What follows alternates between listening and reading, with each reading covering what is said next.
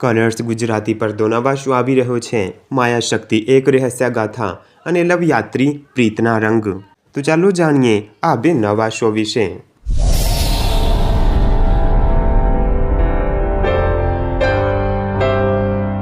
આ બંને હિન્દી શો છે જે હવે ગુજરાતીમાં ડબ કરવામાં આવ્યા છે. હિન્દીમાં માયાશક્તિ શોનું નામ દિવ્ય દ્રષ્ટિ છે.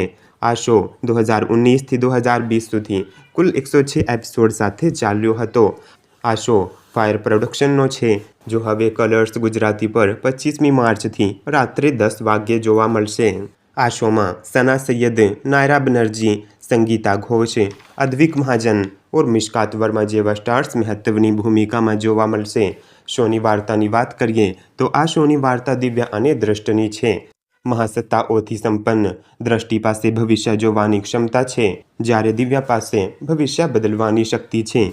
અન્ય શો લવયાત્રીની વાત કરીએ તો આ શો પણ સ્ટાર પ્લસની શો છે, જેનું નામ છે યે રિશ્તે હૈ પ્યાર કે.